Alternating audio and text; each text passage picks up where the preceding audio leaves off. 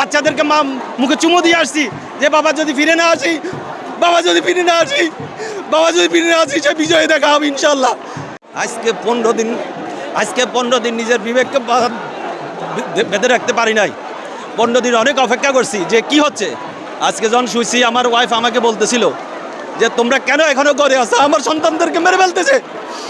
আমি আমার সন্তানকে যখন আমার সন্তান আমাকে বলে বাবা তোমাকে ছাড়া ঘুমাতে পারি না, আজকে অনেক সন্তানে বাবা বলতেছে না বাবা তোমাকে ছাড়া ঘুমাতে পারি না।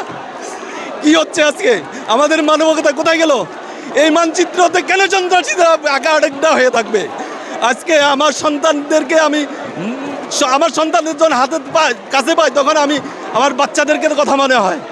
আমি আমি আবু সাইদের ভাই, আমি স্নিগ্ধের ভাই, আমি সেই সন্তানদের কথা স্মরণ করতে চাই। আজকে এই বাংলাদেশের অবস্থা কেন হলো?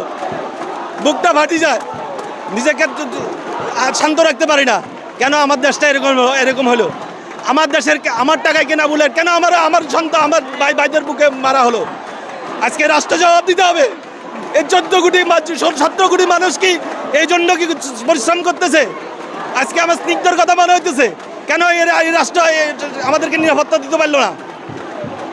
আজকে আমরা ঘরে থাকতে পারলাম না, কেন ঘরে থাকতে? এই বৃষ্টি ভেজার সময় আমি আমার ওয়াইফকে নিয়ে চলে আসছি। আজকে বাচ্চাদেরকে মুখে চুমো দিয়ে আসছি যে বাবা যদি ফিরে না আসি, বাবা যদি ফিরে না আসি, বাবা যদি ফিরে না আসি, সে বিজয় দেখা হবে ইনশাল্লাহ।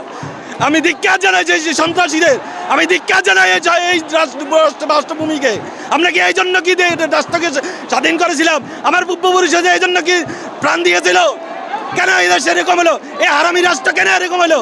এ আমাদের রাজ্যের পুলিশ বাহিনীকে, আমাদের শ্রমিক সেনাবাহিনীকে কেন আজকে মরণঘাতক বুলেট ব্যবহার করার অনুমতি দেওয়া হলো? এই রাষ্ট্রের কাছে আমরা সাধারণ মানুষের জবাব চাই। আমি একজন ব্যবসায়ী, আমি আজকে এখানে আসার আমার দরকার ছিল না। আমি কেন এখানে আসছি? আমার সন্তানদের আমি নিরাপত্তার জন্য আমি এখানে আসছি। আজকে আমি আমার সন্তান দিয়ে ছাদে বেড়াতে যাব, আজকে হেলিকপ্টার থেকে আমার সন্তানদেরকে গুলি করে মারা হবে। এই জন্য এই রাষ্ট্র কি স্বাধীন হয়েছিল?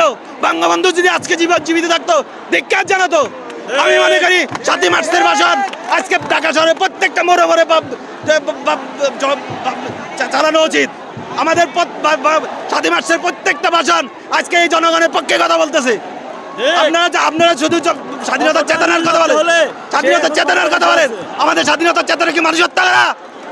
হ্যাঁ, রক্তের মধ্য দিয়ে কিছু কোনো আলোচনা হয়? কিসের আলোচনা? রক্তের মধ্য দিয়ে কোনো আলোচনা হতে পারে না।